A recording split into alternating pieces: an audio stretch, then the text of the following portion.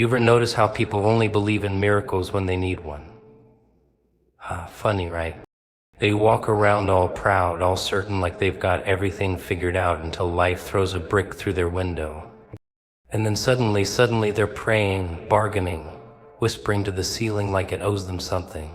But what if, just imagine, what if the miracle was never late? What if it was just hiding behind everything they ignored? The missed calls from their gut, the red flags they painted white, the warnings they laughed off like punchlines, sparkles, white robes, flowed in with music playing, birds chirping, light pouring down from some golden sky. But what if the miracle shows up barefoot, bleeding, with a crooked grin and ash in its hair?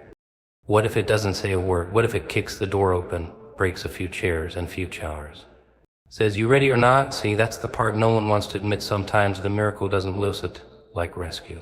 Sometimes it looks like destruction, like a job loss, a breakup, a betrayal that splits your chest like a lightning strike. And you think it's the end, you think you're cursed. But maybe, just maybe, that was the start. Maybe the fire came to clear the space for something that had no room to grow before people dress up their pain and call it peace. They keep toxic love because it's familiar. Stay in cages because the bars look polished. And then when the floor collapses, they scream, "Why me?" But the miracle, it's laughing. Not cruelly, not mockingly. Just knowingly. Like it's been waiting for this moment, watching you hold on to what was killing you, waiting for you to finally let go, not because it pushed you, but because you ran out of rope. You see, no one invites the miracle when things are comfortable. The miracle doesn't get a name. RSVP. It crashes the party when the music dies and the guests have all left. And you're sitting there staring at your hands, wondering where it all went wrong. They told you miracles come with gentle hands, with ease, that they slide into your life like a whisper. But here's the joke, real miracles are loud. They shake your bones, they make you question everything.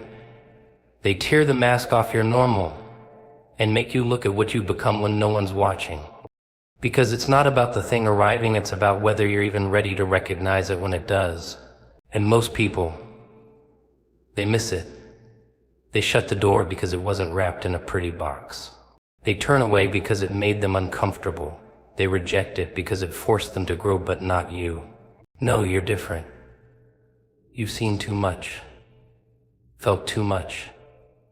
You've had your back to the wall and still managed to smile, or at least pretend to. And that made you dangerous, that made you ready. Because the ones who've been broken into pieces don't fear the miracle, they understand it. They know sometimes it walks on wearing the face of a storm, but leaves behind sunlight. They know the mess is part of the message, the chaos is part of the cure. And when everything falls apart, they don't panic. They pause. They look around at the rubble and say, "Okay, let's build," because here's the twist, miracles don't show up when you beg. They show up when you shift. When something inside of you clicks, snaps, screams, or surrenders. They come when you stop lying to yourself, when you finally say, "This isn't working," and mean it.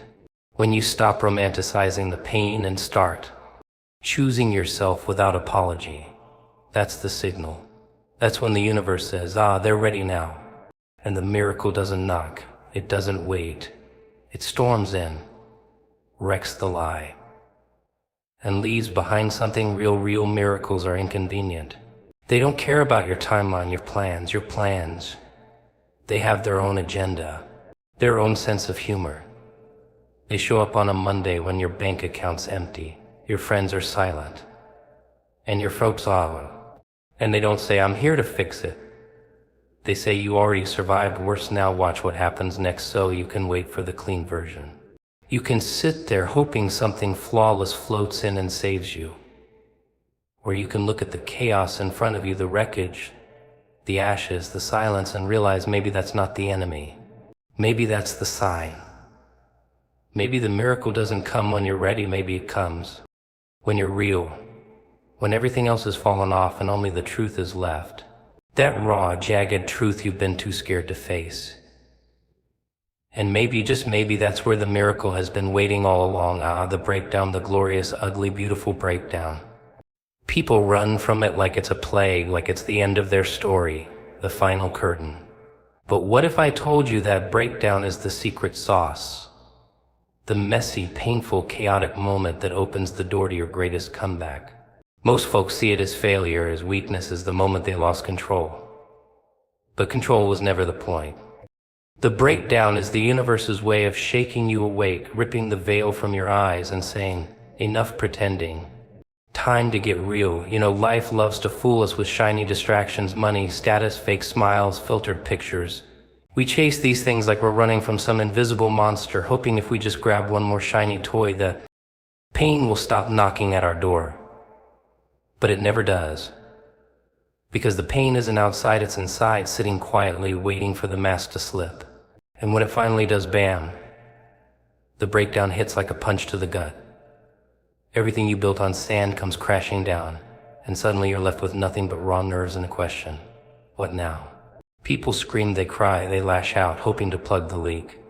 But the breakdown doesn't care about noise. It demands silence. It forces you to sit with yourself in the dark, without distractions, without escape routes. And that's terrifying. Because in that silence you meet the real you. Not the you show to the world, the you hide even from yourself. The broken, scared, uncertain you who's been buried under years of lies and shoulds and what ifs. The one who's been waiting for a chance to scream, to breathe, to be seen. And here's the twist: the breakdown isn't the enemy. It's the midwife. It's the painful, necessary moment where the old you dies, cracking open to let the new you crawl out. You see, you can't build a new life with the same broken tools. You can't paint a new picture on a canvas smeared with the past. So the breakdown shakes you apart, strips you bare, and throws you into the fire, not to burn you, but to forge you. And not everyone makes it through. Only the ones who stop fighting the fire, who stop running from the chaos, who lean in and say, okay, what do you want me to become? That's the beauty most people miss. The breakdown isn't the end of your story, it's the prologue to a wild, untamed, beautiful chapter. The one where you stop playing small, stop pretending, and start living without the safety nets. Where you stop apologizing for your scars and start wearing them like medals. Where you stop listening to the noise of doubt and listen instead to the quiet voice inside that says, you are more than you've been told. And don't get me wrong, this isn't some feel-good fairy tale. It's brutal. It's raw. It's lonely. You'll question everything. Lose friends. Lose comfort. Lose the version of yourself you thought you were. But in that loss, in that chaos, is freedom. Freedom to create. Freedom to choose. Freedom to finally look in the mirror and like who's staring back. Because the breakdown clears the slate. It wipes away the lies and forces you to face your truth, naked and unfiltered. Most people run screaming from this moment.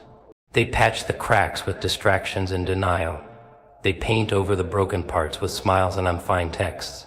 But the ones who win, the ones who get to taste the real miracle, they sit with the breakdown. They let it own them. They use it as a launch pad, a weapon, shield. They don't run, they rise. They take the mess and the pain and turn it into art, into power, into fuel that burns brighter than any fear or doubt. So don't fear the breakdown. Don't push it away like some enemy lurking in the shadows. Embrace it like the fierce teacher it is. Because on the other side of that chaos, past the wreckage and tears, is something you've been searching for all along, a self so strong, so real, so unapologetically raw. It makes everything that came before feel like a rehearsal for this moment. The moment you take your life back, not as a victim, but as the storm itself. People always want comfort. They crave it like a drug, that warm blanket that tells them everything's fine, everything's safe, everything's under control. But here's the punchline. Comfort is the biggest prison you'll ever live in. It's a velvet cage, soft and shiny on the outside, but suffocating on the inside. Most folks spend their whole lives glued to comfort, scared to step outside the bubble, because what if it hurts? What if the world isn't kind? What if the truth is uglier than their daydreams? You see, comfort is a liar. It tells you stay here, stay safe, don't rock the boat. But the real story? The real magic? It lives on the edge in the chaos and the unknown. It's where the rules bend and break and new worlds are born. And that's terrifying. Because to leave comfort, you have to face fear. Fear of failure, fear of rejection, fear of looking like a fool. But here's the kicker, without that fear, without that risk, without stepping into the discomfort, you never change. You never grow. You never become the person you're supposed to be. Most people choose comfort over greatness every single day. They settle for what's easy, what's predictable, what's safe. They tuck their dreams in a drawer and tell themselves, maybe tomorrow. But tomorrow never comes because comfort has them trapped in a loop. It's a slow, quiet death. A life lived in half measures and what ifs. And while they're busy holding on, the world outside is spinning faster and faster, leaving them behind like yesterday's news. But you're not like that. No, you're the one who feels the itch, the restlessness, the fire burning just beneath the skin. You know comfort is a trickster, a thief in the night stealing your potential while you sleep. And maybe that's why the chaos calls you. The uncertainty whispers your name. Because somewhere deep down you crave the raw, unfiltered version of life that only discomfort can give you. You want to know what you're really made of, to push past the limits, to shatter the glass ceilings, to scream into the void and hear your own roar back. Comfort is a beautiful lie, but it's still a lie. The truth is brutal. It demands you face your demons, stare down your doubts, and walk through fire with your eyes wide open. It demands sacrifice, failure, heartbreak. It demands you lose everything you thought you were so you can find who you really are. And that's not pretty. It's messy and ugly and sometimes downright cruel. But it's also the birthplace of greatness. The forge where the strongest souls are made. So the next time comfort tries to seduce you with its quiet promises and soft lies, remember this: every moment you choose safety over risk, you shrink, you dim your light. You deny the world the madness and brilliance only you can bring. The comfort zone is a cage built with your own hands. And the key, it's in the chaos, the struggle, the moments when you want to give up but don't, because the world doesn't need another comfortable soul. It needs warriors, it needs chaos lovers, it needs those willing to dance with the darkness to find the light. So yeah, comfort might feel nice for a minute, but real life is raw. It's wild. It's uncomfortable as hell. And it's waiting for you to step into the storm and claim it as yours. The ones who survived the silence, the forgotten warriors who stared into the abyss and didn't blink. Silence isn't just an absence of sound. No, it's a brutal mirror that shows you everything you've been too busy to face. It's the dark room where your fears throw a wild party, where doubts dance and secrets scream. Most people run from it, fill it with noise, distractions, anything to avoid hearing the truth. But the ones who survive, they don't just survive silence, they listen. They learn. They transform. You ever notice how silence can feel like drowning? Like the world stopped breathing and left you gasping alone in the deep. It's terrifying because in that stillness, all the lies you told yourself come rushing in like a flood. The mask slips, the act falls apart, and suddenly you're naked with your own reality. No excuses, no distractions, no place to hide. It's the ultimate test. Can you stand alone when the noise fades away? Can you face the chaos inside and not run screaming? Most people can't. They panic. They scream for noise, for chaos, for anything to pull them back from the edge. They fill their lives with meaningless chatter, mindless scrolling, cheap thrills. But the silence, it waits, patiently, knowing eventually they'll have to face it. Because silence is the truth, the heart revealer, the soul-bearing judge that doesn't lie or sugarcoat. It strips you down to your core and asks, who are you when no one's watching? The ones who survive silence don't do it by pretending it's not there. They don't drown it out or run from it. They sit with it. They embrace it like an old friend with a twisted grin. They know silence is not punishment, it's preparation. It's the quiet before the storm, the pause before the leap. And in that stillness, they find something most never see: a seed, a spark. A crack in the dark where light sneaks through. Surviving silence means becoming comfortable with being uncomfortable. It means learning to hear your own voice when the world is screaming for attention. It means realizing that in the absence of noise, your true self isn't lost, it's revealed. And that revelation is brutal and beautiful all at once. Because when the silence hits, you discover all the things you've been running from: your pain, your regrets, your fears, and you have a choice. Let them drown you or let them shape you. The silence strips away the illusion of control. It tears down the walls built with lies and fear and forces you to rebuild brick by brick on a foundation that's real and raw. And that's terrifying. Because what if the real you isn't what you hoped? What if it's messy, flawed, broken? But here's the secret: those cracks, those imperfections, that brokenness, that's where the light gets in. That's where strength is born. The silence doesn't just expose your weaknesses, it shows you your power. People fear silence because it's unpredictable. Because in that quiet, they lose their scripts, their rehearsed lines, their masks. But the ones who survive silence, they find freedom there. Freedom from expectations, from judgments, from the noise that drowns their truth. They learn to trust the stillness, to find answers in the void, to dance with the darkness instead of fearing it.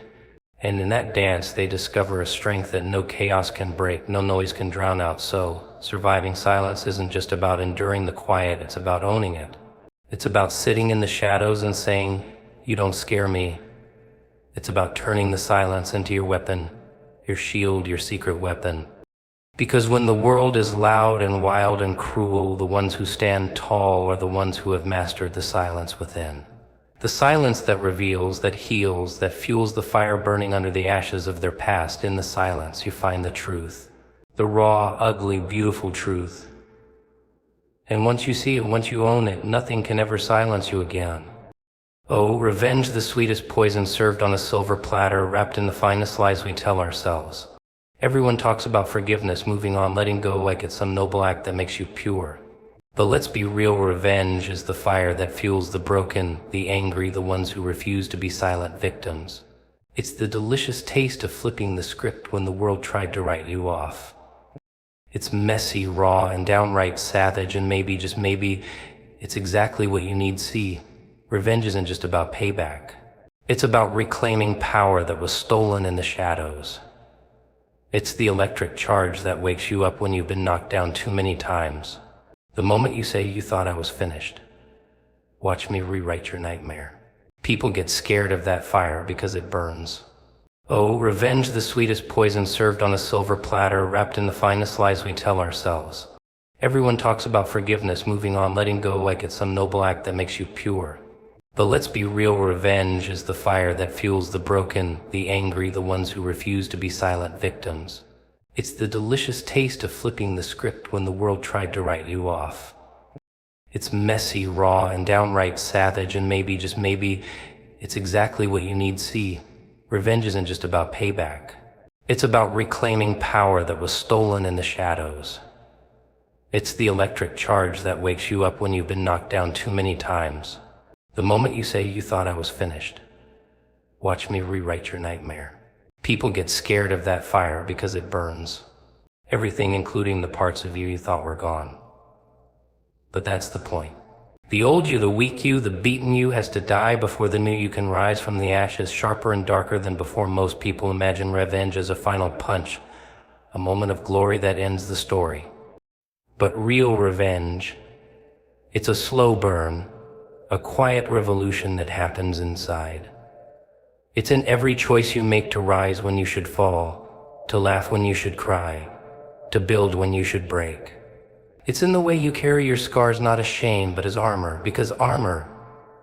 Because every cut, every bruise, every betrayal is fuel for the fire burning under your skin. And you wear that fire like a crown. The world wants you to be small, broken, silent. It whispers in your ear, "Stay down, don't fight back, don't make waves."